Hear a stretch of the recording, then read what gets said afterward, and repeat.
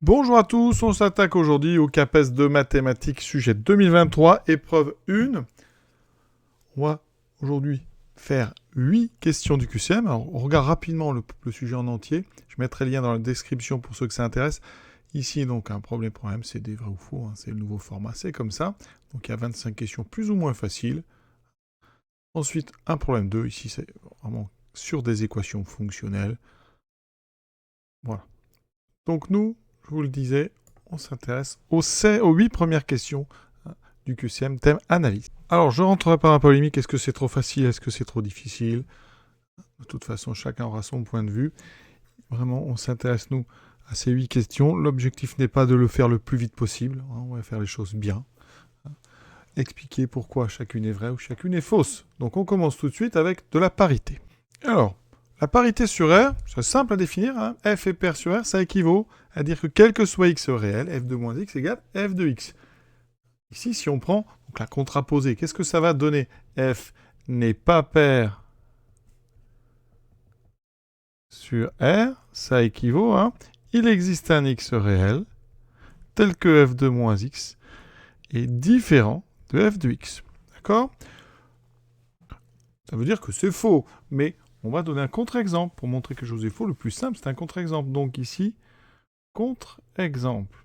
Qu'est-ce qu'on va donner pour un contre-exemple? L'idée, elle est laquelle? Eh bien, il faut trouver ici, si on regarde la courbe, deux points de la courbe qui sont, eux, symétriques, et pourtant la courbe n'est pas entièrement symétrique par rapport à l'axe vertical.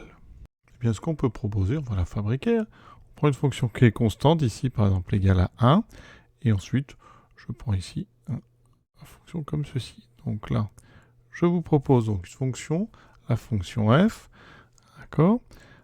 F de x est égal à donc à 1 si x est strictement négatif et à x si x est supérieur ou égal à 0. Qu'est-ce qu'on a? F, évidemment, n'est pas pair sur R.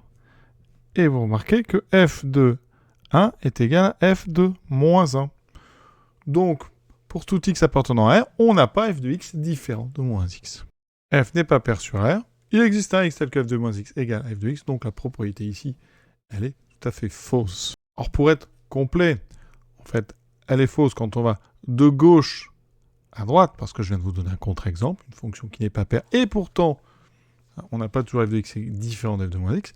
Dans l'autre sens, c'est vrai, si f de x est tout le temps différent de f de moins x sur R, eh bien la fonction n'est pas paire. Donc, vous voyez, intéressant ça. On continue. Deuxième question. Alors, juste une petite remarque en passant. Tout le monde va dire oui, c'est une épreuve de niveau terminal, etc., etc.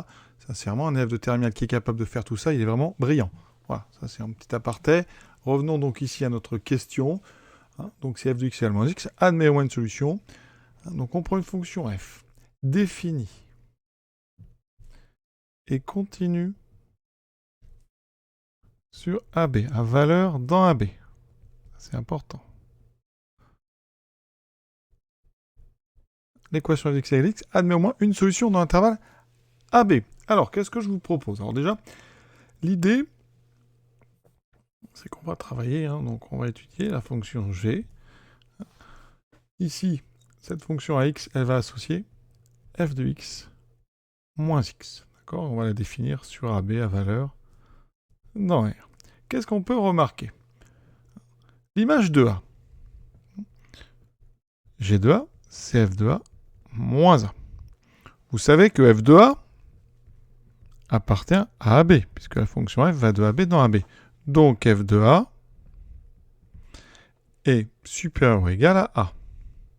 Ça veut dire que G de A est supérieur ou égal à 0. D'accord? G de B, ça fait f de B moins B. D'accord? F de B appartient à AB. Donc f de B est forcément inférieur ou égal à B. Donc f de B moins B est négatif. Ça veut dire que G de B est un nombre négatif. Qu'est-ce qu'on vient de faire ici? On a une fonction G qui est... Alors, c'est la somme de deux fonctions continues. Donc G est continue sur AB. D'accord? G de A est positif. G de B est négatif. le nombre 0 appartient donc à l'image de l'intervalle AB par la fonction G. Et là, on utilise le terme des valeurs intermédiaires. D'accord? Ça veut dire que l'équation donc G de X égale 0 a au moins une solution dans l'intervalle AB. Et G de X égale 0, ça veut dire que F de X égale X a au moins une solution dans l'intervalle AB. C'est exactement ce qu'on devait démontrer. Donc la propriété ici, voici, celle-ci, elle est vraie. Propriété vraie, c'est le terme des valeurs intermédiaires. Donc la chose importante, c'est la continuité. Et on a réussi à fabriquer une fonction avec le 0 qui est une valeur intermédiaire. Donc on continue. Alors sur un graphique, ça s'illustre assez bien. On prend l'intervalle AB. D'accord, ici. Donc AB, ça veut dire que l'image de l'intervalle AB, c'est l'intervalle AB. Ça veut dire que la courbe de la fonction se trouve sur l'intervalle AB dans ce rectangle. D'accord? Ici, c'est même un carré. On a une base B moins A, une hauteur B moins A, donc elle est dans ce carré. Alors, ensuite, si vous tracez G de X égale X, ça fait ceci. Et donc, ça c'est la courbe donc, d'équation Y égale X. La courbe de F, on sait qu'elle part de gauche pour arriver à droite, elle reste dans le carré. Donc vous voyez qu'ici, intuitivement, on comprend bien que quel que soit l'endroit d'où vous partez, alors si vous partez déjà d'ici, vous avez déjà une solution, G F de A égale A. Si vous partez d'ailleurs, ici, vous êtes obligé de revenir sur ce segment. Donc soit vous placez le point haut, et dans ce cas-là, on aura F de B égale B, soit vous le mettez ailleurs, et dans ce cas-là, pour rejoindre ça de façon continue, on n'a pas trop le choix. Il y a un moment, on va passer. Alors ça sera peut-être, il y aura peut-être plusieurs intersections, d'accord, mais vous êtes sûr au moins une fois de passer par là. Troisième question est sur l'intégrale. Je vous le dis tout de suite, cette propriété elle est fausse. On va trouver un exemple très vite et très simple. Si l'intégrale de F est plus grande que l'intégrale de G sur l'intégrale AB, alors F de X est toujours strictement plus grand que G de X. Déjà, on va prendre un exemple très simple. Alors, on va se placer, on va prendre le cas général, on se place donc sur AB. Ce que je peux vous proposer, ici, eh bien, on va prendre une première fonction G qui va être nulle. Donc on prend G de X égale 0 sur tout l'intervalle AB. D'accord? Et ensuite, eh bien, on prend n'importe quelle fonction affine qui va ici en A valoir 0 et qui prend une valeur positive en B. D'accord? Donc ici, un exemple. Alors pour que ça soit, ça seulement A, on fait X moins A, voilà. Et ici, on fait par exemple, alors en B, on va faire 2 fois, même pas X moins A, remarquez, ça marche très bien. On va faire le plus simple au monde, X moins A. Donc qu'est-ce qu'on peut dire? Eh bien, l'intégrale de G sur AB vaut 0. Rien à dire. L'intégrale de f de x dx sur AB vaut, donc on va quand même la calculer, alors on va même pas faire l'intégrale, on a ici un triangle, la base c'est b moins a, la hauteur ici en b, on a b moins a, donc base fois hauteur divisé par 2, donc c'est b moins a au carré sur 2. D'accord? C'est strictement positif. Donc, on a bien l'intégrale de b, de AB de f de x qui est strictement plus grande que l'intégrale de AB de g de x dx. Et pourtant, eh bien, f de a est égal à g de a. Donc, on n'a pas le strict ici. Et donc, c'est terminé. C'était bien faux. Quatrième affirmation, très simple. Là, si la valeur moyenne d'une fonction continue sur l'intervalle est nulle, alors la fonction est nulle sur cet intervalle. Donc là, je vais prendre un exemple très simple, une fonction que vous connaissez bien. Alors je rappelle quand même que la valeur moyenne sur intervalle AB, c'est donc l'intégrale de AB de la fonction divisé par la largeur de l'intervalle, donc 1 sur B moins 1. Alors je vais prendre quoi comme fonction? On va prendre par exemple cosinus. Cosinus, ici, sur donc 0 pi. Donc le cosinus ici va être comme ceci. Voilà. On sait que l'intégrale est nulle parce que algébriquement l'aire au-dessus est la même que l'aire en dessous. Donc l'intégrale de 0 à pi de cosinus x dx, on peut le prouver, primitif c'est sinus x sur 0 pi, ça fait sinus pi moins sinus 0, ça fait 0. hein, et pourtant, hein, et cosinus par exemple 0 est égal à 1. Donc ça veut dire que la fonction a une intégrale sur 0pi qui est nulle, donc une valeur moyenne sur 0pi qui est égale à 0, une valeur moyenne nulle et une fonction qui n'est pas nulle. Donc cette affirmation, elle est bien sûr fausse. Alors, une propriété qui est intéressante, c'est que l'intervalle d'une fonction est nul sur intervalle AB avec une fonction f continue et positive. Ça, si vous avez ces trois choses-là, alors la fonction est nulle sur AB. Mais il faut la positivité sur votre intervalle. Cinquième affirmation, les solutions d'une équation différentielle. On a une solution ici du second ordre avec un second nombre. Sont les fonctions qui a x associe k exponentielle 2x plus 1. Alors ça, c'est faux.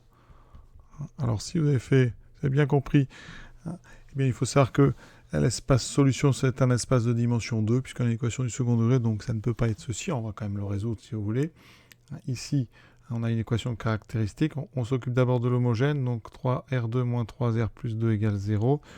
Des racines, elles sont évidentes. Il y a R égale 1 et R égale donc 2.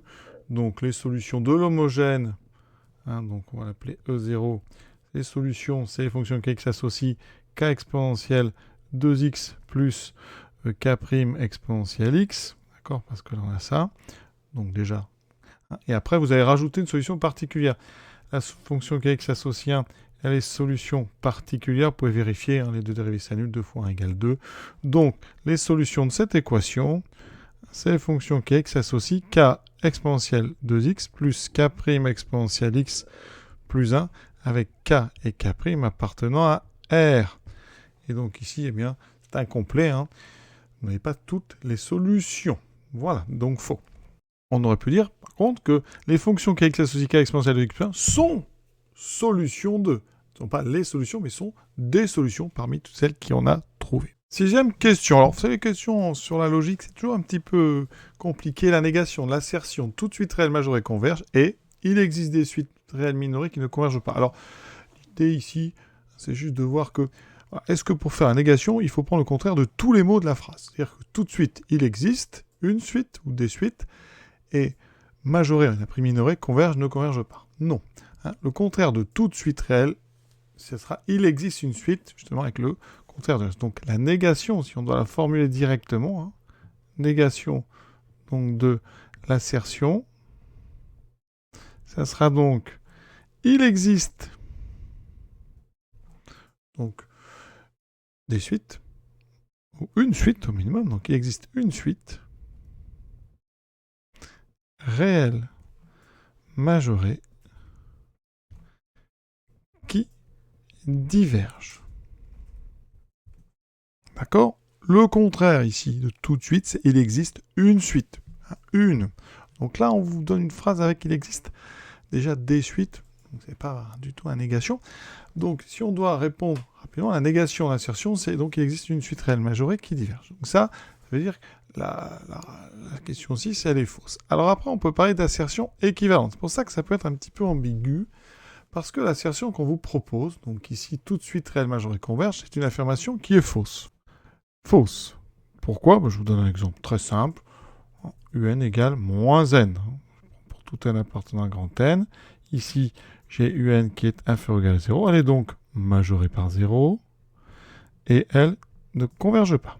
Et UN ne converge pas, elle diverge. Parce qu'elle va vers moins l'infini. Donc, l'assertion P, elle est fausse. La négation de quelque chose de faux, ça va être quelque chose de vrai. Donc on regarde effectivement, est-ce que ce qu'on nous propose est vrai? Alors je vais l'appeler Q. Q, c'est donc cette assertion. Elle est vraie. Par exemple, je prends UN égale N, c'est minoré par 0. UN diverge. D'accord? Il y a d'autres exemples, peut-être plus simples. Effectivement, si on prend moins 1 puissance N, si vous prenez Vn égale moins 1 puissance N, elle est majorée, minorée, elle... celle-là, elle diverge à chaque fois. Donc, effectivement, elle permet d'avoir un contre-exemple pour P pour montrer que P est faux. Elle est un exemple pour montrer que Q, ici, est vrai. On a donc P qui est fausse. Donc, non P, sa négation est vraie. Q est vrai. Eh bien, là, on peut parler d'assertion équivalente. C'est-à-dire que non P et Q ont la même valeur de vérité. Elles sont vraies toutes les deux. Elles sont donc des assertions équivalentes. Sont équivalentes. équivalente. D'accord, donc je ne sais pas ce qu'il faut mettre vraiment sur une copie. Je pense qu'il faudrait dire que la négation en termes syntaxiques, c'est il existe une suite réelle majorée qui diverge. Après, on peut aussi, comme ça, montrer que non PQ sont équivalentes, puisqu'elles sont toutes les vraies en même temps. Voilà ce qu'on peut dire sur cette question-ci, ce qui est toujours un petit peu compliqué, ces histoires de logique. Donc pour résumer, je dirais que la négation d'assertion qu'on propose est équivalente à la deuxième ici. Alors, est-ce qu'on peut dire qu'elles sont égales? Non. Équivalentes? Oui. Je réponds donc faux à cette question. Septième question, là c'est vraiment que du calcul, on peut dire que c'est très simple ça. Cette suite UN, c'est la somme des termes d'une suite, donc ici géométrique. Donc la formule, vous la connaissez, un septième donc est différent de 1, donc on peut appliquer la formule classique. 1, alors c'est les puissances de moins 1 sur 7, d'accord? Donc ici c'est moins 1 sur 7 puissance n plus 1. 1 moins 1 sur 7. D'accord? Alors, on va juste s'occuper du dénominateur rapidement. Donc, ça fait 1 plus 1 sur 7. Donc, ça fait 8 sur 7. D'accord? On obtient donc 7 huitièmes fois 1 moins 1 sur 7 puissance n plus 1. On fait tendre ici n vers plus infini. Bien sûr que ça converge parce que moins 1 sur 7 est entre moins 1 et 1. Donc, moins 1 sur 7 puissance n plus 1 tend vers 0 quand n tend vers plus infini. Ça veut dire qu'ici, eh bien, tout ceci tend vers 7 huitièmes. Et 7 huitièmes, c'est 1 inférieur ou égal à 1, d'accord? Donc ça ne tend pas vers un réel strictement plus grand que 1. C'est faux, alors si vraiment je veux être rigoureux, ça serait inférieur ou égal. Donc, affirmation ici, fausse. Ça converge vers un réel inférieur ou égal à 1. Question 8. Là, on est sur du Python, donc un cycliste parcourt 40 km la semaine 0. Et ensuite, chaque semaine, il parcourt 5 km de plus que la distance parcourue lors de la semaine précédente. Donc, ça veut dire quoi? On va faire une suite. Donc, U0 vaut 40. Ensuite, il va courir 5 de plus. Ensuite, il va courir 5 de plus, donc 50. Donc là, une suite arithmétique, arithmétique de raison 5. Et après, qu'est-ce qu'on cherche? On veut le numéro de la semaine ou la distance totale. Donc ça veut dire que la somme de tout ça sera supérieure à un nombre n donné.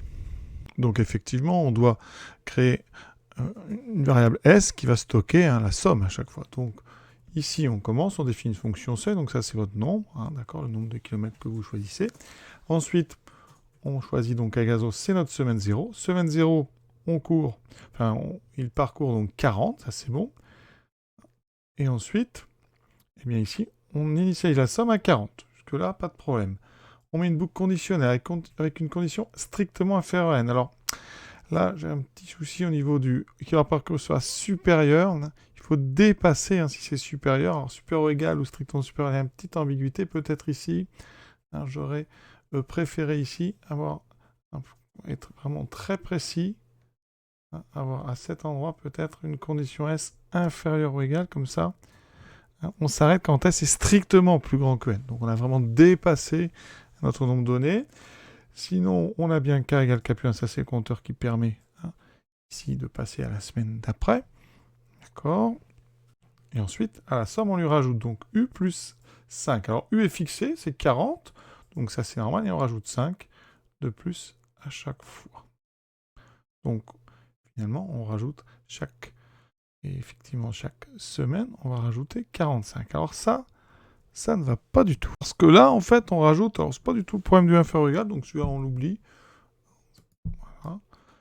Ici, on rajoute à chaque fois, en fait, 45. S égale, donc S plus 45. D'ailleurs, la variable U, finalement, ne sert à rien, puisqu'elle est fixée, elle ne bouge jamais. S égale, c'est-à-dire que chaque semaine, vous rajoutez 45. Ça ne va pas, parce que là, au début, on rajoute 45, puis après on rajoute 50, puis on rajoutera 55. Donc il faut que ça évolue, cette chose-là. Donc ici, c'est faux. Alors qu'est-ce qu'il aurait fallu mettre? Eh bien moi, j'aurais ici proposé deux choses. Tout d'abord, U à chaque semaine. Donc chaque boucle, on va faire U égale U plus 5. D'accord? Et ensuite, S est égal à S plus U. Et là, ça marche. Et voici donc le problème que je vous propose ici. Alors j'ai fait une petite correction, juste sur le S inférieur égal, comme ça on s'arrête quand on a vraiment dépasser, quand on est strictement plus grand que notre seuil. Et donc, on va le regarder tout de suite. Donc ici, on va le tester. Par exemple, si je mets seuil 50 km, il doit afficher semaine 1, puisque au début, on a 40, puis après 45, on sera à 95. Donc ici, ouais, il affiche bien 1. Après, ici, si je mets par exemple 150, c'est à la 4e semaine, donc numéro de semaine 3. Voilà, donc ça a l'air de fonctionner. Tout à fait. Alors, on peut regarder à la rigueur si on veut, vous voyez, pour ce genre de problème. On peut afficher la somme au fur et à mesure. Print S, voilà, pour voir un petit peu ce qui se passe. Donc, ici, donc si je mets, par exemple, seuil 250, voilà, testons. Donc, on a 85, c'est vrai, 40 plus 45. Ensuite, on rajoute 50, puis 55, puis 60, puis 65, c'est parfait. Voilà, pour ceux que ça intéresse, voici les questions suivantes. On s'attaquera à la géométrie, des questions donc 9 à 15. À très bientôt.